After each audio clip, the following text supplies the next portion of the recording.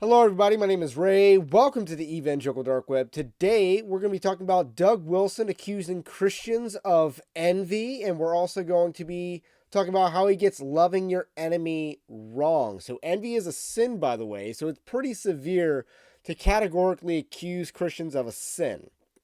In fact, it's dangerous territory, I would argue, because what is Satan called? He's called the accuser.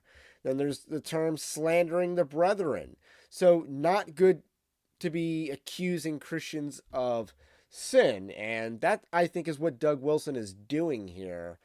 So, we're going to talk about that. But first, I want to let you know Evangelical Dark Web is a Christian news gathering and commentary ministry. This would have made a great live stream topic, but we didn't do a live stream this week. So, instead, you get this in a short video. But you do want to catch those live streams. We have a Patreon like system you can support us at. But we also have this channel. So the least you can do is like this video, subscribe to the channel, or to the podcast if you are new. So, with that said, I want to start off by playing a portion of Doug Wilson's latest documentary trailer, which is called American Milk and Honey.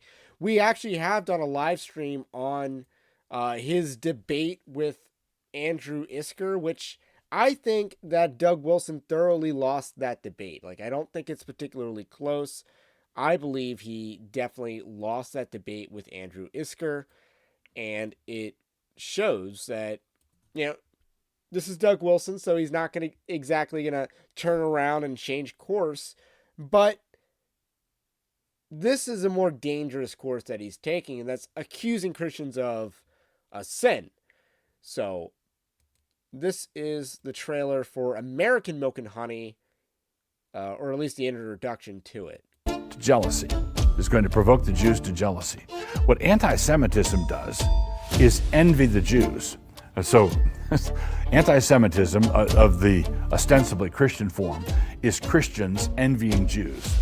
And Paul's strategy for the blessing of the world is Jews envying Christians. Gentile Christians need to be secure in their faith, be happy for whatever the Jews accomplish, but we need to be seeking to live under the blessing of God so that the Jews will see this blessing and wonder why are these Goyim enjoying all the blessings of Deuteronomy? Well, Paul says that when they see that, they're going to be provoked to envy. And Paul knew his kinsmen. Paul knew that his kinsmen, the Jews, they were a people on whom that strategy would work. He knew his people. And the illustration. So that's the clip that I wanted to show you. There is more context to this, and we'll dive into that in the tweets. I do have some pretty fundamental disagreements with the premises of Doug Wilson's argument. He's arguing from Romans 9 through 11. I can't say for certainty what Paul's talking about in Romans. Actually, Romans 9 is about election. But as far as like Romans 11 goes, I can't say for certainty what exactly he is talking about. But I know that Paul is not talking about Ashkenazi Jews because they're not exactly descendants of Abraham. And this has been, they've done a lot of studies on that kind of stuff. They've done a lot of historicity on this kind of stuff. Probably more than any other people group, because the question's been debated for so long. So that's definitely not what Paul's talking about, is Gentiles who converted to Talmudic Judaism after 70 AD. That is definitely not what Paul is talking about in Romans 11. So, who is he talking about? That's a good question. That is a pretty good debate to have. But let's divert from that rabbit hole and kind of get to the root of what Doug Wilson's doing, and that is he is accusing Christians of sin. He's accusing them of envy. So when the Reconquista was on in Spain, these believers were envious to initiate their golden age in 1492. Let the history buff in the comments understand. So, with that said, a lot of instances that we could talk about. But I do want to get into Doug Wilson becoming a meme in the course of this story.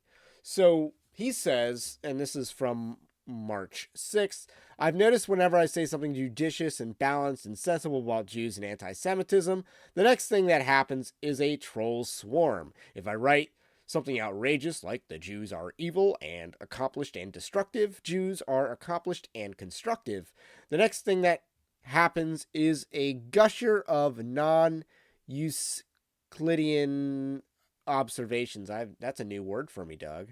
I can't even read that in your mannerisms like I am so fond of doing. Most of them have nothing, most of them have to do with what a chump I am, which is quite true, but not for the reasons alleged. In the middle of the swarm, some sincere fellows will come on and ask why I impugn the motives of those who are simply noticing patterns. What evidence do I have for saying that the attitudes of the self-identified anti-Semites are rancid? To which I would invite everyone to scroll up from this gentleman's comment and then down from his comment. You won't be able to go very far without encountering exactly what I am talking about. They can't help themselves. You know, if you insist on that I connect dots for you, some Chad inviting some unsavory Jew to go effing on the blim blam. And that last part became a meme. And if you don't know what Doug Wilson is saying, you are not alone. Nobody does. And if you do, please leave in the comments section below what Doug Wilson means when he says, go effing on the blim blam. What does that mean? What is this gibberish? Is this a Rick and Morty joke? If so, I am unfamiliar. I've only seen the first 3 seasons, and that was over 5 years ago. So, Doug Wilson translators, in the comments section, please show up to help the internet with this pressing mystery, because this became a meme, and not even a great meme, but just a very confusing meme for all involved. Doug Wilson made a comment afterwards about how much, he was happy to have brought, some joy to the internet. But at the end of the day, this brought more confusion than joy. So this is where he gets into loving your enemies. And it's this thread that he gave earlier today, which is Thursday. Okay, gospel time. This is a message for those who have allowed the chaos of our times to drive them into hating and being hated. It makes a reference to Titus 3:1-3. It is not slander to say that such a thing as anti-Semitism exists. I have not targeted or named anybody specifically, but what are we to conclude when I say that such a thing exists and numerous people then show up to say, how dare you attack me and my friends like this? So just assume as a thought experiment that everything you are saying is true and that the Jews are, as such, are collectively your enemies. Well, Jesus said to love your enemies. Why are you refusing to do that? You cannot fault the Jews for their failure to follow Christ when you are refusing to follow Christ also. At least they at least are not pretending to follow Christ. So, I want to pause right there because I got to say pause. First of all, this guy's getting loving your enemies wrong. Let me pull up Matthew 5:43-45. You have heard it said, you shall love your neighbor and hate your enemy. But I say to you, love your enemies and pray for those who persecute you, so that you may be sons of your Father who is in heaven. For he causes his sun to rise on the evil and the good, and sends the rain on the righteous and the unrighteous. So you might have heard the phrase, God causes the rain falls on the just and the unjust. So that is where that's from. And this is how we love our enemies. We do good. And, when God causes the sun to rise on the evil and the good and the rain to fall on the righteous and the unrighteous, God is doing something so broadly good that it affects evil people and good people. So that is a good way to think about loving your enemies. which, I think is pretty relevant to the Christian nationalism debate because, you're trying to enact good policy that will fall on the good and the evil, the righteous and the unrighteous. But Doug Wilson is trying to make this. I would say he's twisting this against natural affections, and that I believe is where you're going into dangerous territory because he is accusing his own brethren of a sin here because they aren't loving their enemies the way that he wants them to, or that in the way that they want to be loved. So this, I believe, is dangerous territory, and it should not be a perversion of natural affections and loving your neighbor as yourself.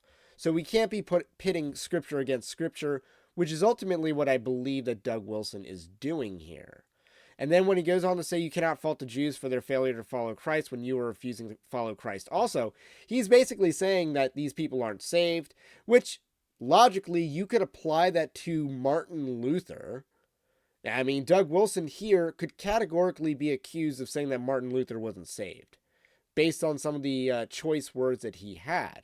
Now, I don't believe that for a second. I believe that Martin Luther was saved, and he was a pretty flawed dude, so that's good news for all of us, right? But by Doug Wilson's logic, he's not saved because, he didn't love his enemies the way that Doug Wilson wanted him to. Doug Wilson continues, soft evangelicals think that loving your enemies means not having any. But when they finally wake up to the fact that they do have enemies, some commie Jews included, they too easily assume that the only way to fight is with carnal attitudes that smell like sulfur. The call of Christian discipleship means coming to the cross and resurrection of Jesus by faith alone, and then subsequently entails loving Christ, loving your wife, loving your neighbor, loving your people, and loving your enemies in that order. And again, this is the way if you want. So again, he is trying to bring back the whole ordo amoris, the order of love, but I think he's already perverted that. And I would also say Christians loving one another was an in-house type of love, which I think should be included in loving in the order of loves. This is the way, if you want to show Jews, want Jews to do it, then show them how you do it. On that foundation, with Christ as the cornerstone, it is safe to learn how the fear of the Lord is to hate evil. But if you start at the wrong end, you will remain trapped in a place that will become the outer darkness, Bible verses and all. And again, where is this exactly coming from? Because if anything, we see a problem in evangelicalism of professing Christians worshiping Jews. And this is definitely very much easy to find in the John Hagee camp. Anyone who's professing Christ and supporting Nikki Haley probably has this issue if they aren't a flaming, theological liberal in other areas. Mike Pence's of the world. A lot of people, they have a problem worshiping modern Israel and modern Jews. They've embraced Zionism, which I would consider incompatible with Christianity, just on the basis of Matthew 28 alone. But that is a topic for another day, because right now we're just focusing on Doug Wilson. And I just got to say, where is the envy? He has to prove envy, but I don't think he's able to do it. Because as Andrew Isker famously said, what if it's not envy? What if it's not envy? So that's where I'm going to leave you for now. My name is Ray. This is Evangelical Dark Web. Like I said, if you know what effing on a blim blam is, please let me know. Please let the internet know. And we will catch you on the next one.